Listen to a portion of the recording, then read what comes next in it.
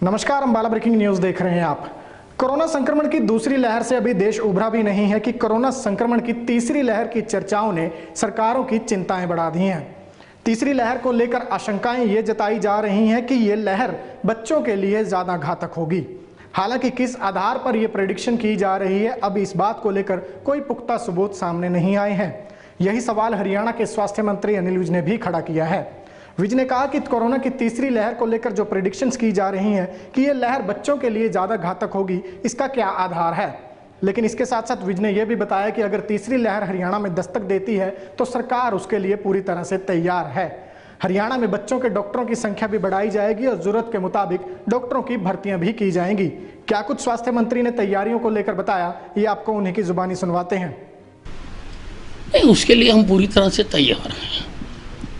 अब किस आधार पर ये प्रेडिक्शन की जा रही है कि जो वायरस आएगा वो बच्चों को ज़्यादा अफेक्ट करेगा, अब इस बात का स्पष्ट नहीं है। पर चूंकि कहा जा रहा है, इसलिए उसके बारे में भी हमने कल विचार किया है और प्रेडिक्शन जितने रखने हैं वो रखने पर हमने सहमति प्रदान की है। कोरोना संक्रमण के साथ साथ अब ब्लैक फंगस भी लोगों को बेहद ज्यादा तेजी के साथ अपना शिकार बना रहा है। इसी बीच ब्लैक फंगस की दवाओं की कमी की खबरें भी लगातार सामने आ रही हैं, जिसको लेकर हरियाणा स्वास्थ्य मंत्रालय पूरी तरह से चिंतित नजर आ रहा है। स्वास्थ्य मंत्रालय ने हजारों डोज के लिए टेंडर आमंत्रित किए थे, लेकिन चिंता की बात निकलकर ये सामने आई कि इस दवा के टेंडर के लिए अभी तक सिर्फ एक ही कंपनी सामने आई है, जिसको लेकर अब हरियाणा स्वास्थ्य मंत्रालय ने बड़ा कदम उठाया है। जानकारी देते हुए स्वास्थ्य मंत्री विज ने बताया कि हालांकि अगर किसी एक ही कंपनी का टेंडर आता है तो वो टेंडर दोबारा कॉल किया जाता है, लेकिन प्रदेश के हालातों को देखते हुए इसी कंपनी को टेंडर दिया जा रहा है ताकि जल्द से जल्द स्थिति को काबू में किया जा सके। हालांकि नियमों के मुताबिक अगर एक ही कंपनी पार्टिसिपेट करती है तो ही टेंडर करना होता है, लेकिन मौजूदा स्थिति को देखते हुए, नियमों में ढील देते हुए हमने उस टेंडर को खोलने की इजाज़त दी है और उस कंपनी को 15,000 इंजेक्शन्स का हमने टेंडर किया था, उनको ऑर्डर प्लेस किया जा रहा है। अब हरियाणा के अस्पतालों की तस्वीर और तकदीर बेहद जल्द बदलती हुई नजर आएगी। ये जानकारी देते हुए हरियाणा के स्वास्थ्य मंत्री अनिल ने बताया कि अब हरियाणा के अस्पतालों को WHO द्वारा तय मानकों के अनुसार बनाया जाएगा। विज ने बताया कि अस्पतालों में वो सभी सुविधाएं दी जाएंगी जिनका जिक्र WHO ने अपनी गाइडलाइंस में किया है। स्वास्थ्य सेवाओं को आने वाले कल के लिए अपग्रेड करने का हमने फैसला किया है।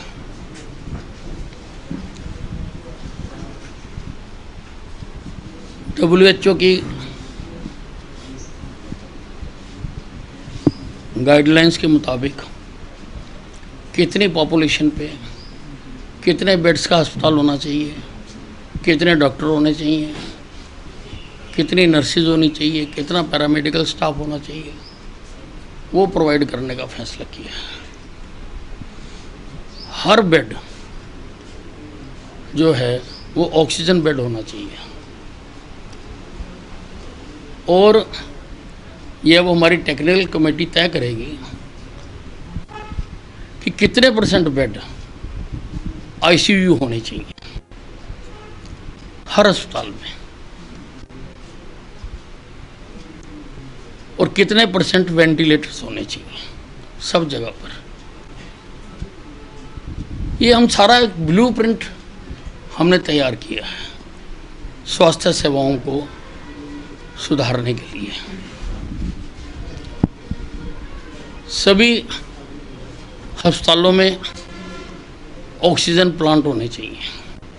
30 बेड से ऊपर के जितने अस्पताल हैं उनमें अपनी ज़रूरत के मुताबिक ऑक्सीजन निर्माण की क्षमता होनी चाहिए। सभी अस्पतालों में पाइप्ड गैस लाइन होनी चाहिए। पाइप्ड गैस लाइन सभी अस्पतालों में होनी चाहिए।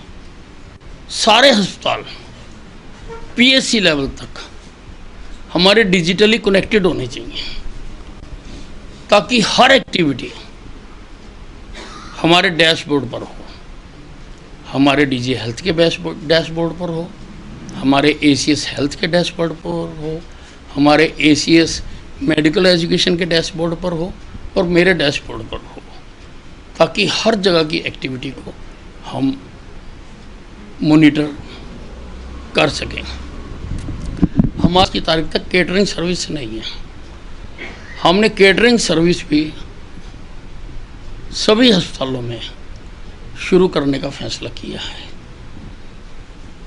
क्योंकि इस बार हमने महसूस किया कि जो मरीज़ एडमिट हुए, ख़ास तौर से जो बाहर से आके एडमिट हुए हैं, उनको इस चीज़ की बहुत दिक्कत आई है।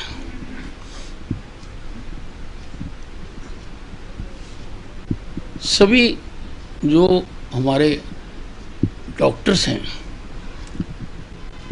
पैरामेडिकल स्टाफ है, नर्सिस हैं, सभी के रेगुलर ट्रेनिंग प्रोग्राम होने चाहिए, क्योंकि डेली ज़माना बदलता जा रहा है, नई नई मेडिसिन्स, नए नए तरीके आते जा रहे हैं। तो डॉक्टर्स को अपडेट करने के लिए हमारा ट्रेनिंग सेंटर में परमानेंट स्टाफ होना चाहिए और सबको रेगुलर ट्रेनिंग दी जाएगी। जो ट्रेनिंग नहीं लेगा उसको फिर फर्दर इंक्रीमेंट्स वगैरह हम नहीं देंगे, उसका सिस्टम बनाएंगे सारा। तो काफ़ी चीज़ें हमने तय की हैं आने वाले कल का स्वास्थ्य विभाग बनाने की। एक तरफ कोरोना संक्रमण की तीसरी लहर की चर्चाएं तो उसके साथ साथ तेजी से बढ़ रहा ब्लैक फंगस सरकार के लिए चिंता का विषय बना हुआ है। लेकिन कहीं ना कहीं अगर WHO के मानकों के अनुसार हरियाणा में अस्पतालों की तस्वीर बदली जाती है तो ये जाहिर है कि हरियाणा में आने वाले दिनों में लोगों को बेहतर स्वास्थ्य सुविधाएं जरूर मिलती हुई नजर आएंगी। बहरहाल सरकार की ये तैयारियां और सरकार के दावे कितने कारगर साबित होते हैं ये तो आने वाला वक्त बताएगा। अपडेट आपको लगातार देते रहेंगे। आप जुड़े रहिए हमारे साथ हमारे Facebook page Ambala breaking news पर। हमें यूट्यूब पर भी सब्सक्राइब कीजिए, साथ साथ अंबाला ब्रेकिंग न्यूज़ की मोबाइल ऐप भी जरूर डाउनलोड करें। अंबाला ब्रेकिंग न्यूज़ की मुहिम, CPAP और BiPAP मिनी वेंटिलेटर डोनेट करने की मुहिम। समृद्ध समाज सेवी लोग आगे आएं और दिए गए नंबर 9315348868 पर संपर्क करें।